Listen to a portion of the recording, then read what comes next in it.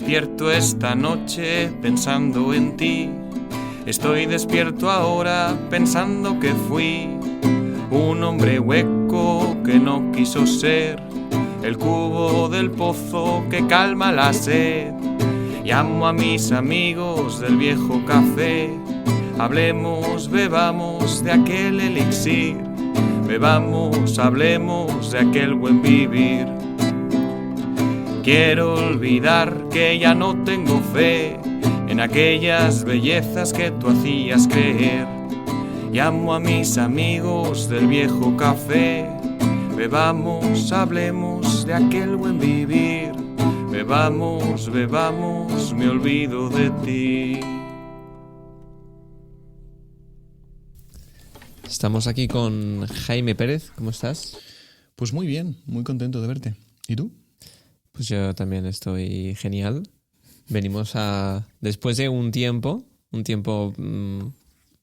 razonable, pausado y fruto de las circunstancias que vivimos, volvemos. Y volvemos con pura actualidad, ¿verdad? Hombre, pura actualidad. Bueno, ¿quieres empezar con la actualidad? Vamos con la actualidad. Depende de lo que entiendes por actualidad. Porque... Claro, es que hace mucho tiempo ya, ¿no? Y puede hacerlo más. No, pero podemos hablar directamente del Papa. Del Papa. Venga, pues hablemos directamente del Papa si quieres. ¿Pero de cuál? No. Pues del actual, si quieres, del anterior a la luz del actual. Hay una cosa interesante por eso antes de todo esto que yo pensaba y que es a raíz de que nos enteramos tarde de que un oyente del podcast que falleció a principios del mes pasado. Exacto, de mayo. Que ahora estamos en 1 de junio, y lo cual fue bastante impactante, porque aparte de oyente, fundamentalmente lo que él era sacerdote. O sea, se había ordenado hacía 2 meses y era muy joven, tenía 38 años. Entonces yo me quedé francamente muy, muy, muy impactado por la noticia, por eso, ¿no? Por ser joven, por ser una persona conocida. Pero también me llamó la atención de que murió el 7 de mayo, que era cuando empezaba el cónclave. Por tanto, yo pensaba, al principio me chocó mucho y esto, ¿no? Y te vienen todas estas preguntas de que no entiendes. ¿Por qué ocurre esto? Bueno, pues este gran interrogante, ¿no? Que es la muerte y el fin de la vida, y sobre todo cuando es sobrevenida en la juventud, en alguien que parece que estaba haciendo mucho bien.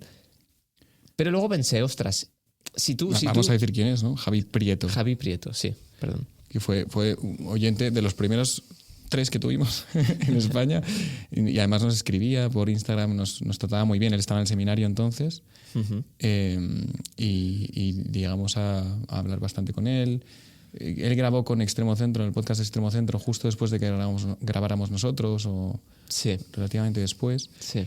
Y tenía una página de Twitter una cuenta de Twitter muy, muy buena, donde hacía mucho bien, y también estuve mirando sobre todo sus últimos meses de vida, ¿no? Que aparte de la ordenación, lo cual nos alegró mucho, pues que estuvo muy activo en los medios, estuvo en la COPE de su provincia. Justo. Sí. Y escribía, le gustaba mucho escribir. Él se había dado cuenta que su manera particular de contribuir, pues esto, a la evangelización era a través de los medios de comunicación, y estaba participando en la COPE, estaba escribiendo.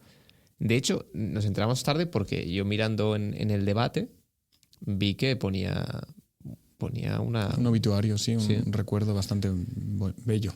Y ponía Javier Prieto, un buen sacerdote, o algo al estilo. Y pensé, qué extraño. Pensé, ostras, Javi está escribiendo. Eso es lo que primero pensé. Está escribiendo en el debate, pero ¿a qué se referiría con un buen sacerdote? Y luego vi la fecha y dije, no puede ser. Porque claro, salía el 2025, ¿no? Como fecha de muerte. Entonces, fue muy impactante. Pero luego, pensando poniendo fe, ¿no? Sabiendo que más allá, que la vida no es el final, y la muerte no es el final y demás, pensé, ostras, ¿cómo debió ser ver el cónclave desde el cielo? ¿No? Porque es justo ese momento. Entonces, ver todo lo que pasaba, y debe ser muy chulo. Yo lo pienso. Hombre, ya sabes la respuesta, supongo, ya sabes cuál es el resultado.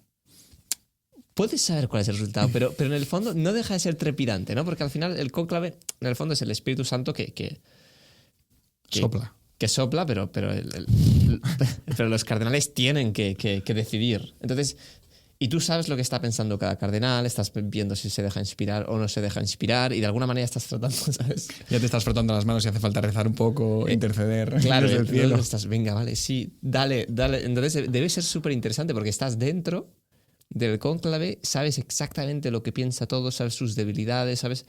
Y vas viendo como poco a poco pues opera el Espíritu Santo, que es una cosa que nosotros o sea, lo sabemos por fe, ¿no? Pero no tenemos ni idea de cómo funciona. Pero debe ser una cosa bastante impresionante. Hombre, sería muy bonito tener el texto de Javi después del cónclave, el texto que hubiera escrito para el periódico de allí de su provincia o para la COPE y ver sus reflexiones. La verdad sería algo interesante, como mínimo. La verdad es que sí. No, es inexplicable, la verdad. Es pero bueno, yo estoy convencido, ¿no? Que Javi, pues en el fondo, pues seguirá haciendo bien desde el cielo. Esperemos que fuera directo al cielo y no tuviera que pasar mucho por el purgatorio. No como nosotros, ¿verdad? No, bueno, yo probablemente... Llámalo purgatorio sí. Y llámalo despertarse a las 5 de la mañana. No, aún seguimos purgando en esta vida. Sí. Cualquier caso, esto era sobre la elección del Papa, pero por eso me recordaba un poco a este querido amigo. ¿Qué te suscita? O sea, yo lo primero que podríamos tratar quizá es la tensión que hay en los medios de comunicación cuando hay cualquier cuestión del Papa, pero más cuando se escoge un nuevo Papa. La comparación que ellos hacen del Papa anterior con el Papa que ha salido, los consejos que dan. Esto me hace muchísima gracia, ¿no? Muchísimos. Yo también soy bastante aficionado a tertulias políticas y, bueno, pues me hace gracia escuchar también algunas tertulias que no son de mi cuerda o algunos tertulianos que no son de mi cuerda. Y me divertía mucho escuchar sobre todo los consejos de aquellos tertulianos o periodistas de los que sé que no, bueno, que no hay fe, que no hay tampoco práctica y ni interés en que la Iglesia crezca, ¿no? Pero sí que tenían su consejito. El nuevo Papa lo que tiene que hacer es... Y entonces hablaban, ¿no? de resolver el asunto de la guerra de Ucrania, de resolver los temas abiertos, supuestamente abiertos, ¿no? Del sacerdocio de las mujeres, como algo fundamental, ¿no? Para que la Iglesia, no sé si en su cabeza tuviera éxito o qué, porque tampoco sabes el interés de esos consejitos. También a mí me ha ayudado para pensar, los medios de comunicación opinan, y a mí me parecen opiniones o me parecen opiniones salvajes, porque es que estás diciendo, pero también me sirve a mí para no tener que opinar demasiado, ¿no? Y me gustó mucho cómo en el propio discurso, ¿no? De la elección, cuando sale ahí al balcón el Papa León XIV, hay un momento, o sea, hay muchos momentos en los que parece que se rompe, ¿no? Que se emociona y que llora y tal. Pero el momento final a mí me encantó, que es, bueno, vamos a rezar una Ave María, ¿no? Tenemos una serie de problemas bastante grandes, ya sabemos a quién tenemos que acudir, y termina con una Ave María, ¿no? Pues a mí eso me dio mucha más tranquilidad, ¿no? Que los consejos o el brainstorming, ¿no? de las tertulias donde, vamos, básicamente daban la receta. Es que lo que acabó pasando, y es natural, ¿no? Pero se leía todo una clave absolutamente política de lo que estaba pasando. Entonces se llegaba al absurdo, ¿no? Que se hizo famoso una periodista española entrevistando a los cardenales preguntando, bueno, ¿usted a quién va a votar para el siguiente? ¿Quién cree que va a salir el siguiente papa, ¿no? Entonces los cardenales, salió el cardenal Sara que pasaba absolutamente en parte porque no habla español, creo. Pero otro italiano, que los italianos sí que suelen dominar el español, decía, bueno, es que yo no soy profeta, ¿sabes? Entonces, pero era todo esto de, este es pro Francisco, este no, este es pro ala conservadora, en parte muy, muy influenciado por esta película, que es Cónclave, ¿verdad? La que acaba de salir, que yo no la he visto, pero bueno, pero sí que estoy informado un poco de su contenido.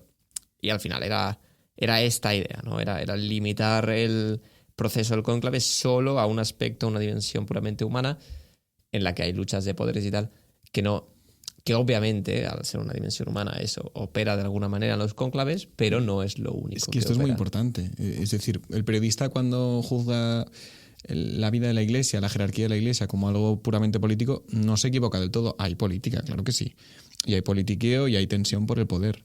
Pero claro, al verlo solo así, pues tienes ese problema de que estás reduciendo la realidad y como periodista no estás transmitiendo ninguna verdad, vaya golpe dado en la mesa, ninguna verdad ni ningún nada objetivo. Está reduciéndolo totalmente, siendo parcial.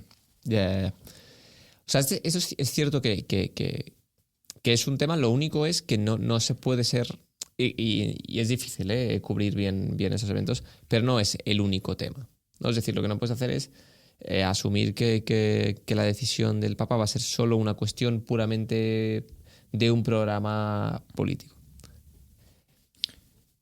Pero Sí, que entiendo que se haga, pero al final, o sea, la Iglesia Católica, o sea, desde una perspectiva de fe, es algo más, ¿no? Y esto yo creo que es la clave de lectura que muchas veces falta. De todas formas, nosotros nos vemos arrastrados por estas lecturas y los propios cardenales también, muchas veces. A ver quién es conservador, quién es progresista, quién va a seguir la línea del Papa, quién no. Aunque parece que cuando salió el Papa León, lo primero que se dijo que es continuista del Papa Francisco, ¿no? O sea, decían, es la misma línea del Papa Francisco y demás. Pero aquí hay yo creo que varias observaciones a hacer al respecto. O sea, la primera es que cada papa en el fondo es de sí mismo. En el sentido de que el papa tiene, digamos, desde una perspectiva jurídica, ¿vale?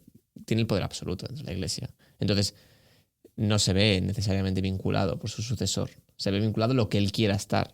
Y que se llevará bien con el sucesor anterior no obliga a que siga las mismas políticas o la misma manera de ser. Y esto de alguna manera se expresa en la serie de Sorrentino de Young Pope. Cuando eligen, ¿no? Cuando está en coma el anterior papa y eligen al nuevo, entonces lo están eligiendo, entonces lo graban y de repente los cardenales que lo habían escogido porque pensaban que era una persona muy fácil de manipular y por tanto podrían gobernar la Iglesia, lo graban y dicen, oh no. Dice, ¿qué le está pasando? Está experimentando el poder, ¿sabes? Exacto. Que es en ese momento cuando empieza pues, a hacer todo de medidas un poco erráticas y demás. Pero sí, al final es un acontecimiento muy impresionante que solo ocurre unas cuantas veces en la vida de cada uno. Y claro, pues es normal que se cubra y es muy difícil de cubrir. Pero volviendo al tema de la política, en la Iglesia, yo no lo he visto en otras asociaciones, plataformas, clubes de excursionistas. En la Iglesia Católica, donde existen grandes diferencias políticas y grandes tensiones por el poder, es donde mejor se sobrellevan. O al menos a mí me da esa sensación. Y la muestra claramente es, para mí, la cantidad de coincidencias y de gestos que ha tenido el Papa, tanto para desmarcarse del papado de Francisco como para enmarcarse en él. Es decir, que si se pone el traje concreto o los símbolos rituales que Francisco nos había puesto, que si habla de su antecesor, que si habla de la paz, cómo ha ido combinando distintos gestos, porque es lo que tú decías, ¿no? Al final se debe a sí mismo, es su propio pontificado, y sin embargo, a mí me da la sensación de que existiendo ciertas tensiones o diferencias entre unos y otros, hay como una necesidad o una tendencia a caminar por el mismo camino, ¿no? A reconciliarse con cuántos papas tenemos que han sido calificados como progres, cuántos papas tenemos que han sido calificados como demasiado conservadores y cómo tanto uno como otro siempre se ha reconciliado con su antecesor o ha buscado cierta unidad. No digo yo que sea repetir lo mismo porque eso no va a pasar, pero sí esa unidad. A mí me parece maravilloso. Bueno, es que la cantidad de coincidencias que ha habido con este Papa me han hecho mucha gracia, personalmente, ¿no? Todo el mundo sabe que, madre mía, estoy dando golpes a la mesa como un animal. Todo el mundo sabe que el nombre de León XIV es, en teoría, bueno, él lo dijo, lo explicó, por León XIII, la doctrina social de la Iglesia y demás. Sin embargo, es muy famoso el compañero de San Francisco de Asís que se llamaba Hermano León. Y hay un texto precioso en el que San Francisco habla de que la verdadera alegría es llevar la humillación por Cristo y demás, donde habla con su hermano León. Y por supuesto, León XIII es esto lo sé por Declan ese cura, este tuitero que es sacerdote, que es un gran sabio, que comentó que León XIII es el que instaura la oración a San Miguel después de la misa. Y también se ha llegado, bueno, pues hay un montón de elementos, ¿no? En el mundo de hoy, ¿no? En vez de hablar de una propuesta quizá de paz muy concreta, pues te habla de recurrir al Arcángel San Miguel. o de rezar a la Virgen María. Y luego sí que te habla de propuestas de paz concretas, ¿no? Pero que combina ciertas cosas que también combinaba Francisco, ¿eh? Y podemos hablar sí. en el mismo sentido, ¿no? O sea, es cierto y yo creo que esto se ha de resaltar que o sea, el afán de continuismo y de no romper con el anterior sucesor es una cosa que en los últimos años en la Iglesia ha estado muy presente.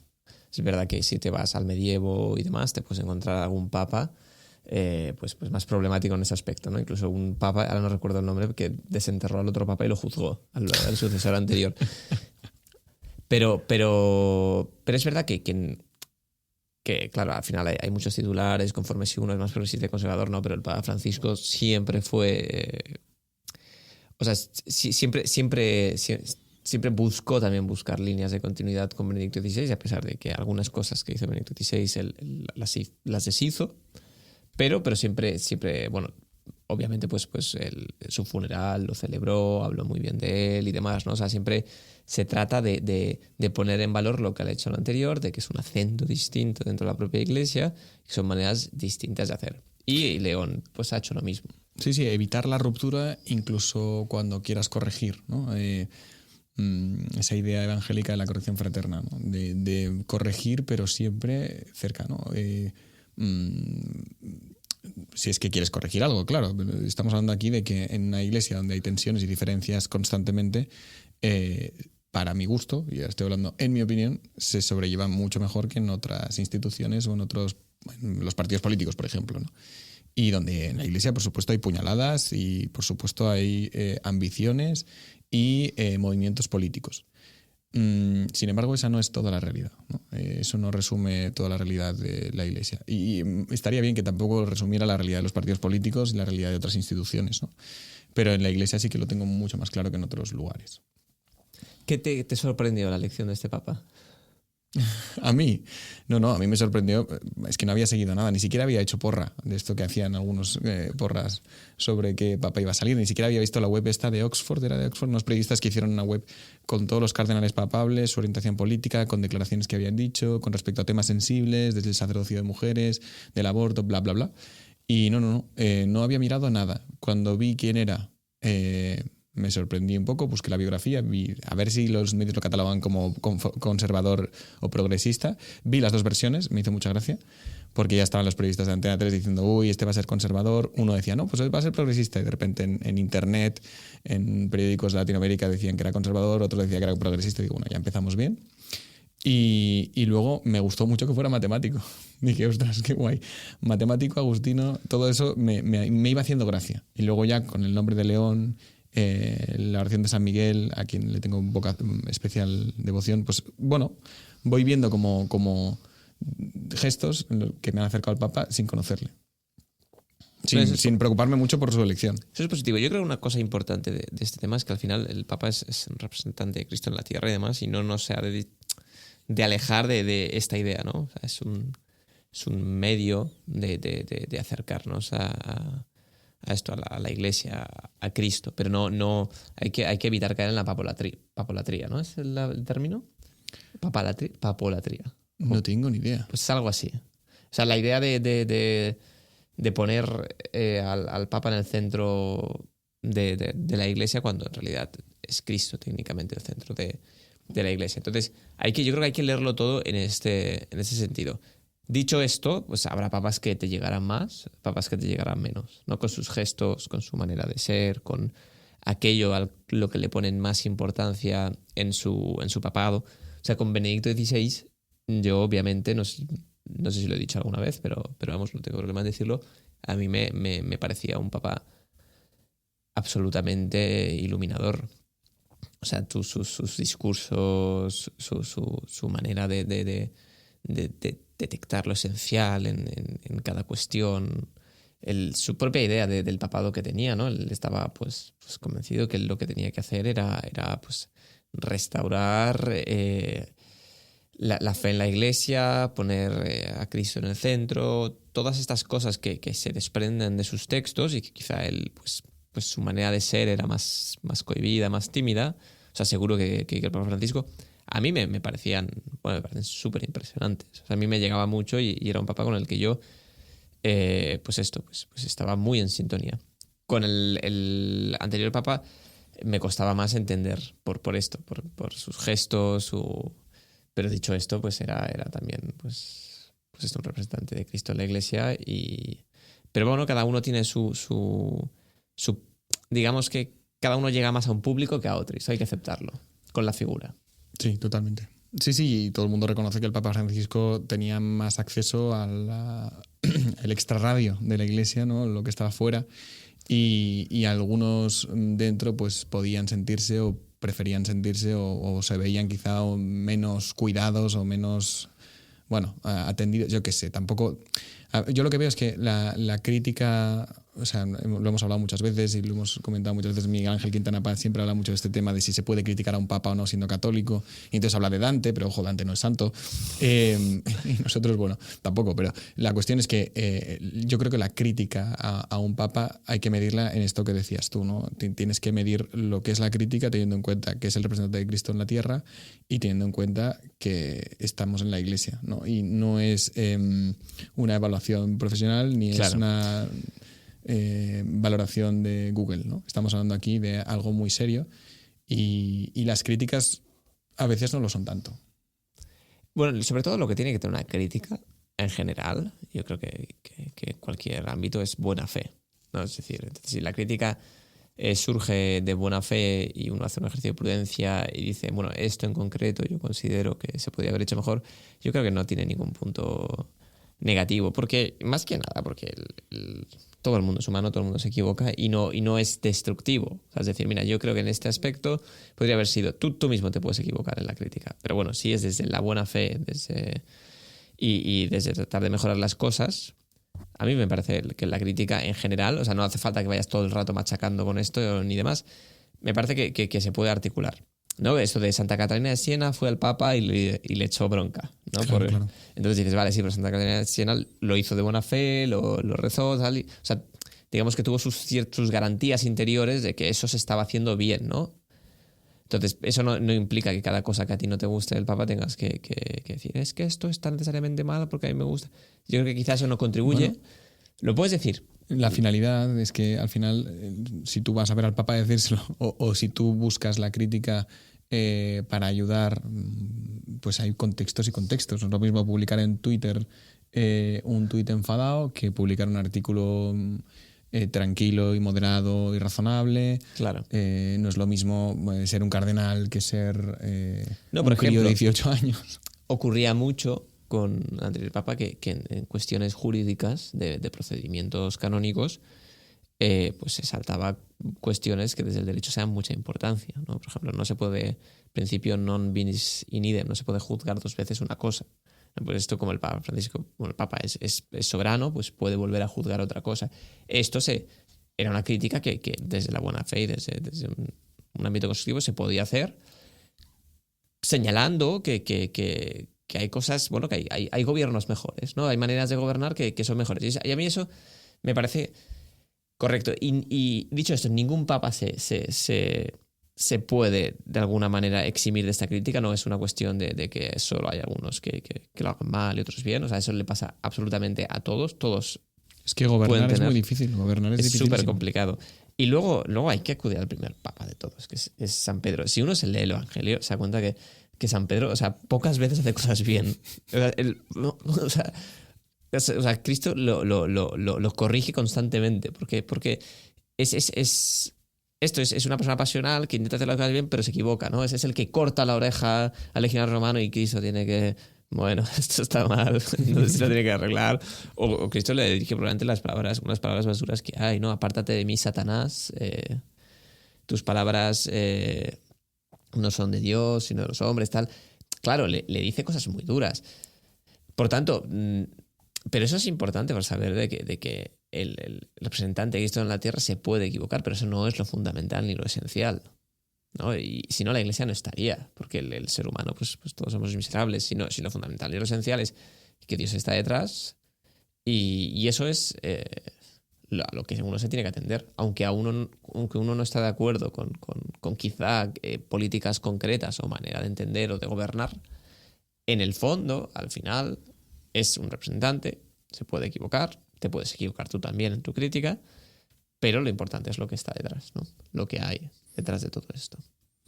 Sí, porque a veces uno cae en la crítica y se desespera porque dice, pues si lo veo tan claro que se tendría que hacer de otra manera, que si no se hace es porque no funciona, ¿no? Y entonces uno cae en la ruptura y en el cisma, ¿no? En el cisma, la división. Y eso tiene un perjuicio más grande que si no caes en el cisma. Y es que si estás equivocado y te cismatizas, el error es mucho más, pagas mucho más caro por el error que en el caso contrario, ¿no? Que si conservas la unidad dentro de esa tensión, porque luego además el tiempo demuestra que a lo mejor tu crítica no era tan acertada, porque además el tiempo demuestra muchas cosas, ¿no? Que tú no eres capaz de demostrar en el momento de tu crítica. Y luego que te falta muchas veces perspectiva, ¿no? No es lo mismo criticar desde la comodidad de su casa que entender exactamente todos los elementos que inciden en una decisión.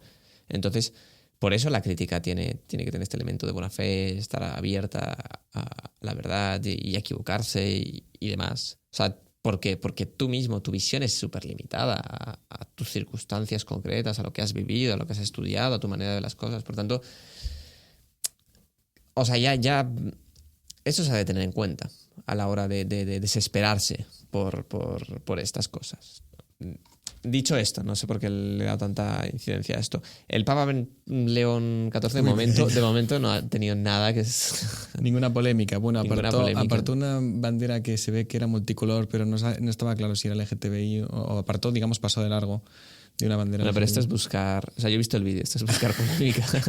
O sea, se ve que de lejos la ve y se pone a la derecha. Bueno, y decían que era la bandera de otra cosa. No me acuerdo, que en Italia se utiliza para otra cosa. No sé. Ah, en Italia. No me acuerdo. Esto en los pueblos indígenas también tiene una bandera así de multicolor. No, pero más que nada a mí lo que me sorprendió, me dio un golpetazo, porque además la leí muy tarde, de madrugada, después de una noche muy reflexiva con amigos tomando algo. Me pasaron la primera homilía del Papa y me quedé sorprendido. No sé por qué, la verdad, porque tampoco yo seguía mucho los mensajes de Francisco. En general nunca he seguido mucho lo que pasaba en el Vaticano. He leído más a posteriori encíclicas de otros más. Cuando ya ha pasado mucho tiempo y alguien me insiste mucho que te leas esto, pues me lo leo.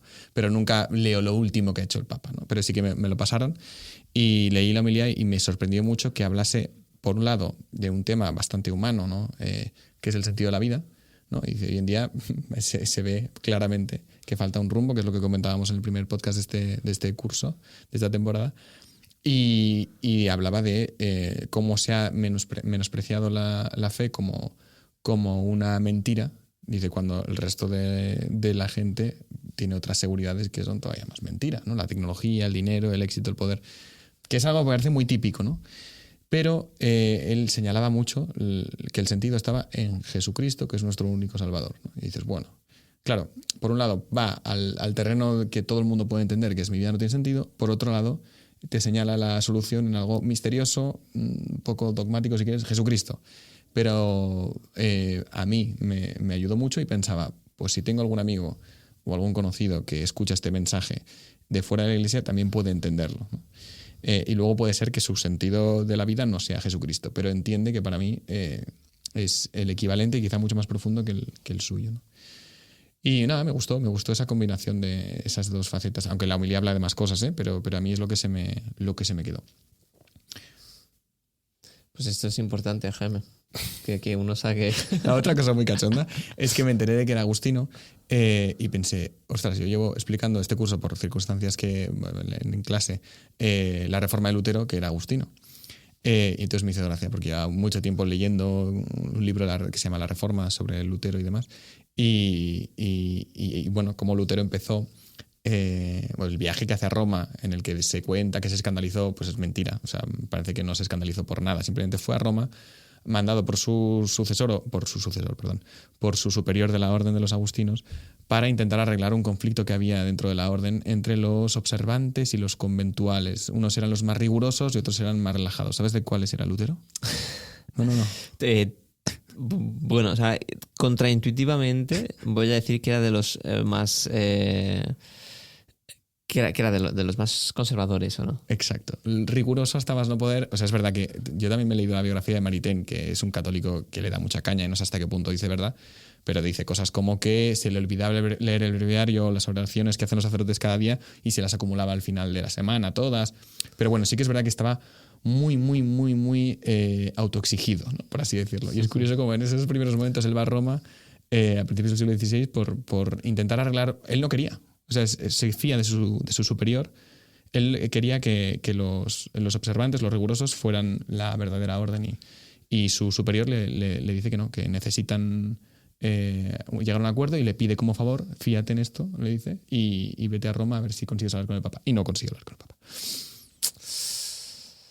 Entonces, Entonces, cuando vi que el Papa, se encadena todo. cuando vi que el Papa era Agustino, dije, hombre, qué risa. Pero claro, Agustino, bueno, en el sentido de que católico. De que no ha hecho cismas. Claro. Exacto. Pues mira, justo con lo que hablábamos de los cismas y la unidad. Pues sí. Yo cuando vi que era agustino pensé que justo ese verano había leído las Confesiones de San Agustín. Y dije, ostras, qué interesante. Es que, ¿ves? Hay un montón de casualidades. Todo el mundo intenta, que debe ser un factor, Es un sesgo, fenómeno sí. psicológico, sí, claro. Ya.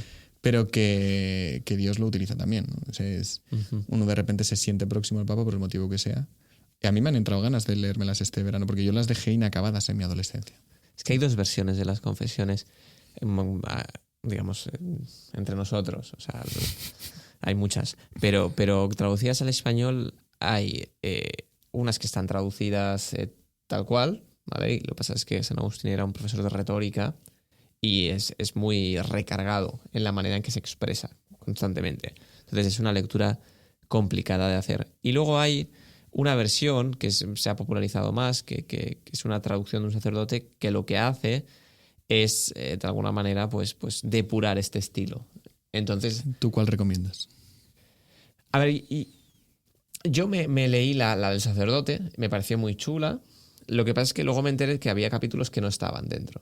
Y había una parte importante, que era el principio de nos creaste para ti, Señor, en nuestro corazón no descansará hasta que descanse en ti. Pues que eso no estaba. Entonces a mí me pareció un poco grave, en el sentido de que es como la frase famosa de San Agustín y entonces la quita. Lo que pasa es que ahora leyendo la nueva versión, o sea, la versión, digamos, recargada, o sea, la que no ha sufrido este proceso de depuración, sí que es cierto que cuesta más de leer.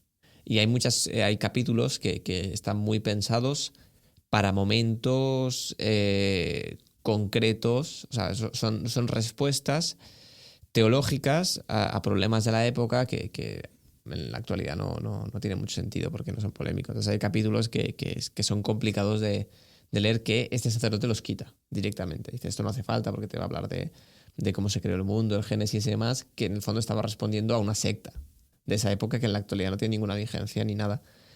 Entonces, a mí la de sacerdote al principio me sentí un poco traicionado, pero ahora con perspectiva creo que es una lectura mucho más fácil y amena, y a mí me gustó mucho, francamente. O sea, yo me leí ese libro y me encantó.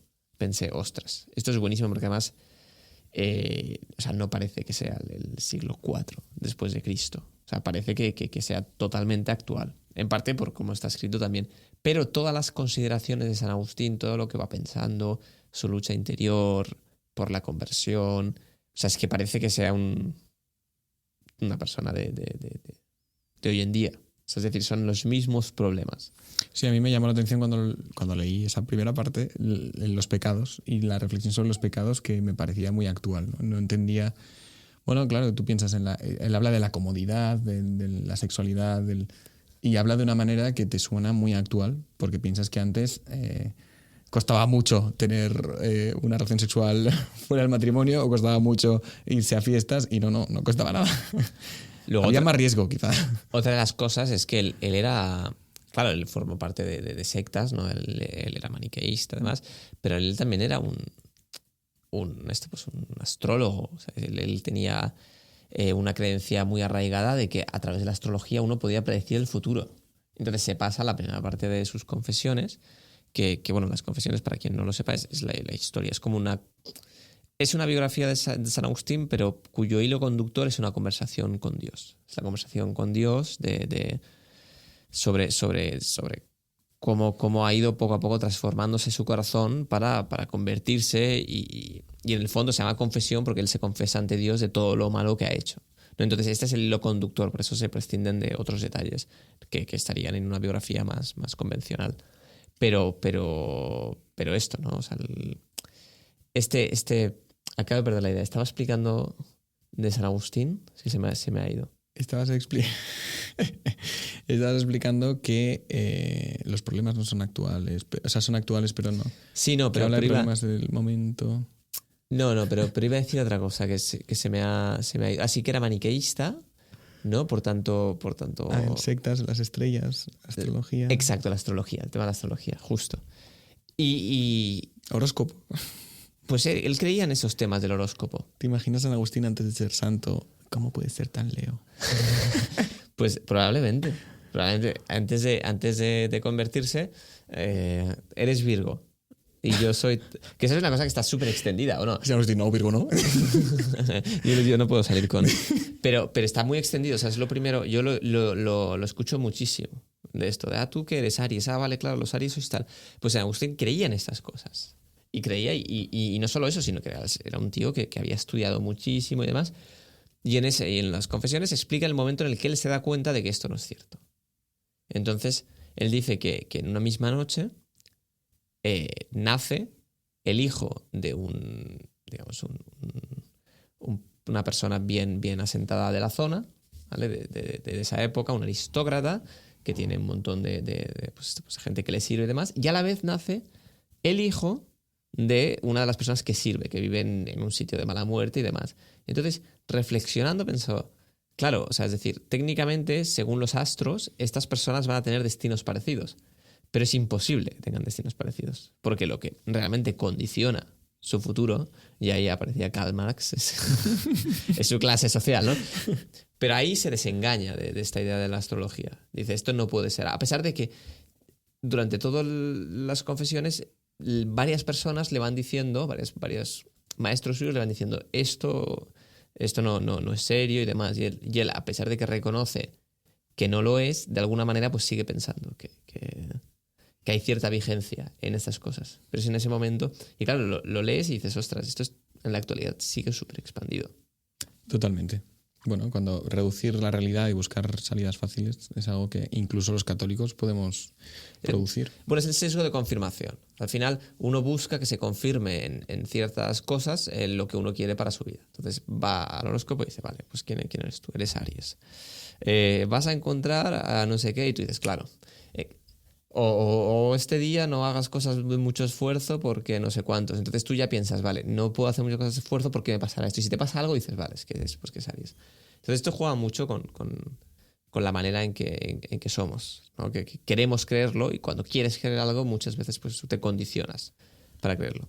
Pero bueno, dicho esto, ¿querías hablar de canciones infantiles? Sí, porque me he dado cuenta de que muchas veces cantamos a nuestros hijos, bueno, yo sí, mi mujer más, que canta muy bien, y cantamos canciones y no sabemos el daño que estamos haciendo. No. Yo me lo he planteado muchas veces porque hay unas cuantas canciones que me gusta que mis hijos canten y cante con mi mujer y cantarles yo también. Empiezo por una que es un poema cantado por Paco Ibáñez. Yo escucho la versión de Ángel Parra, pero ese es un poema de José Agustín Goytisolo. Lobito bueno. Eras una vez un lobito bueno al que maltrataban todos los corderos. Empieza así la canción. Albert, ¿tú qué cantas exactamente? Esta es la que yo más canto a mis hijos. Eras una vez un lobito bueno al que maltrataban todos los corderos. Y había también una bruja hermosa, un príncipe malo y un pirata honrado. Todas estas cosas había una vez cuando yo soñaba el mundo al revés. Algo así dice la canción. Claro, la idea de un lobito bueno al que maltratan los corderos, un pirata honrado, un príncipe malo y una bruja hermosa.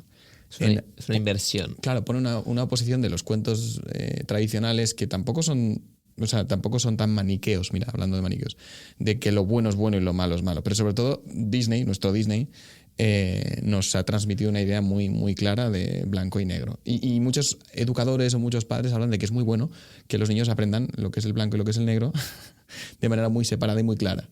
Y sin embargo, ¿por qué hay tantas canciones así, ¿no? Tantas canciones que no están en el blanco y el negro? Y yo pensaba que a los niños cierta dosis de realismo no ambigüedad, de realismo, tampoco les va nada mal. Y pensar que puede haber un lobito bueno o una bruja hermosa es también mucho más, bueno, es también moralizante, incluso mucho más moralizante que ver a la bruja fea de Blancanieves, por ejemplo. ¿Y por qué es moralizante? Porque el niño tiene que empezar a aprender con esta manera muy sencilla, no con un tratado de filosofía, que la realidad no es maniquea, ¿no? Que puede suceder que haya lobitos buenos y puede suceder que haya piratas honrados. Bueno, a ver, hasta cierto punto podemos decir esto es imposible porque si eres pirata eres corsario, has robado, has saqueado, has violado, has matado. Bueno, pero entender el límite del bien y el mal como dos compartimentos estancos, entender que el ser humano es complejo, ¿no? Y que puede haber luces y sombras en un mismo personaje, a mí me hace mucha gracia, la verdad.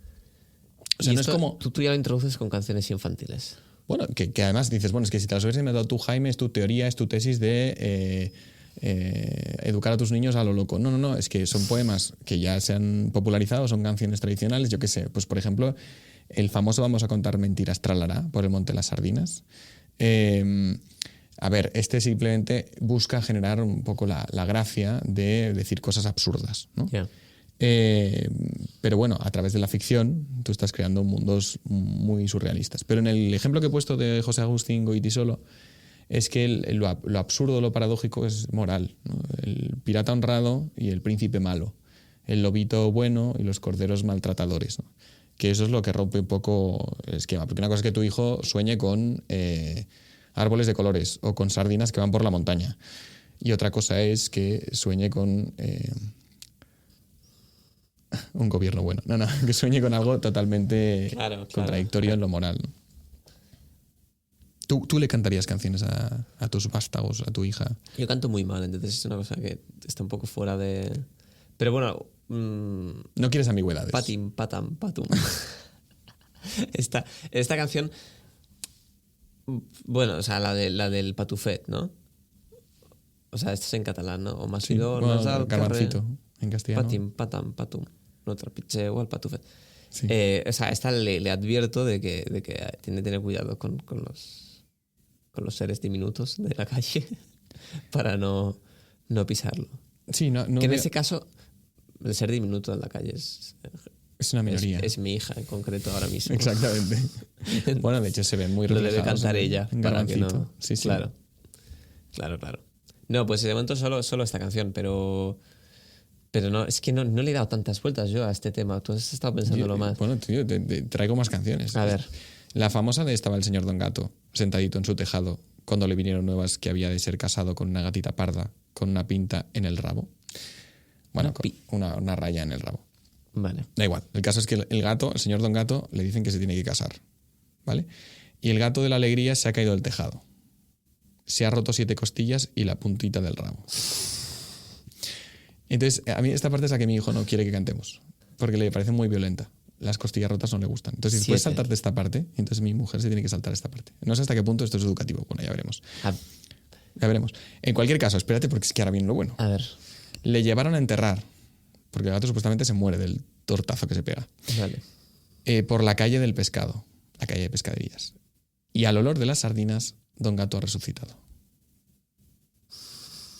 Entonces, o sea, aparte de lo absurdo, tú estás explicando que la resurrección es posible. Claro. Entonces ya le introduces ciertos temas. No, yo lo que veo es que el matrimonio... Yo al principio es que la versión de mi mujer es un poco distinta. Esta es la versión de Joaquín Díaz, que es el que la populariza, pero es una canción de cancionero tradicional. Y en la versión de mi mujer no dice que el gato se cae de la alegría. Al revés, no se dice del miedo o del susto cuando le dicen que se casa. Entonces, hay un punto ahí de ojo con el matrimonio que es peligroso. Claro, prudencia. Y luego, bueno, la resurrección está ahí. Al olor de las sardinas me hace mucha gracia la idea de que el gato pueda resucitar solo por el olor de las sardinas. Bueno, sí, Estás entrando a tope. Voy a ver si te escandalizo. Ya la siguiente, que esta no la canto tanto, ¿vale? Hay un cantante que se llama Barry Louis Polisar que Bueno, a mí me suena por la peli de Juno. En la peli de Juno del 2006, 2007, esta peli supuestamente antiabortista, es muy interesante la película. Tiene una banda sonora muy graciosa, muy, muy buena y muy tal. Y hay varias canciones de Barry Louis Polisar, que tiene, bueno, es un señor, no sé, tiene un disco de los años 70 con canciones como de redneck, muy chungas, bueno, con el banjo y tal. Canciones infantiles, pero son muy bestias, son muy bestias. Hay una que es To Mami, a mamá, que explica cómo mata a sus hermanos, rompe todo para ver si su madre le quiere. ¿Y le quiere o no? Sí, parece sí. Bueno, hay que escucharla hasta el final. Pero bueno, la que a mí me parece súper escandalosa es una que se titula I Eat Kids, yo como niños. Y entonces dice, siempre he pensado que las vacas están mejor en el campo, que no quiero que estén servidas como comida, no me gusta el pollo y la hamburguesa en el plato, yo lo que quiero es comer niños. Y entonces va desarrollando la canción y da muchísimo mal rollo. Pero claro, es una canción muy infantil, muy bonita. ¿Y cómo reaccionan tus hijos? Yo esta se la he puesto, porque no se la he es en cantado. inglés, ¿o no? Claro, es en inglés, no Entonces están protegidos. Pero claro, está el tema de... Y cantan I Eat Kids. ¿Dónde está la frontera entre el canibalismo y el comerse por amor? Que hay una... O sea, tú piensas que la secta de cristianos, cuando se funda en tiempos de los romanos y hablan de que se comen a Jesucristo en la Eucaristía, son tratados en algunos lugares y en algunos momentos del Imperio Romano como caníbales. Yeah. Y la idea de a este niño me lo como Yeah. es algo totalmente normal y maravilloso, ¿no? El comerse por amor, ¿no? Te como a besos, ¿no? Yeah. Sin embargo, ¿dónde está la frontera? Y la canción juega con esa frontera, entiendo. Claro, y más si eres un redneck de los años 70. Claro, ¿no? Porque dice que no quiere vacas, no quiere comer vacas, ¿no? Claro, ¿no? Y las vacas no te las comes a besos. No, claramente no. Entonces... Sí. O sea, está claro que la ambigüedad es peligrosa. Y en este caso, más. Sin duda. Y esta se la pones, no la cantas tú, claro. No, esta se la pongo, sí, porque el disco está muy bien y la canción de Tu Mami también es muy graciosa. Lo que pasa es que si hablábamos al principio de que dar al niño una idea de que lo complejo es real y es que eso está bien, pues genial. Pero si luego acabas transmitiendo ambigüedades e ideas confusas, entonces está mal. Claro, el problema es este. Es que es complicado. Oye, ¿tú conoces los 4 hábitos? ¿Qué 4 hábitos? O sea, ¿cuáles son los 4 hábitos que tienes que inculcar a tus hijos? ¿Burpees? ¿Rezar? ¿Dormir? No, es que acabamos de hacer un cursillo para primeros padres. Entonces, insiste muchísimo con los 4 hábitos, que son cosas que obviamente sabrás, pero no las tendrás categorizadas. Dale. 4 hábitos. El primer hábito es aprender poesía. No, pero dicen que hay como que si... Es algo así como que mira, la vida es compleja, entonces si tienes que lucha solo en 4 hábitos, sobre todo cuando son bebés, ¿vale? Entonces esos 4 hábitos son higiene, orden, alimentación y sueño. Son las 4 cosas que tienes que cuidar cuando son tan pequeños. Entonces ahora yo lo pienso todo en esos términos.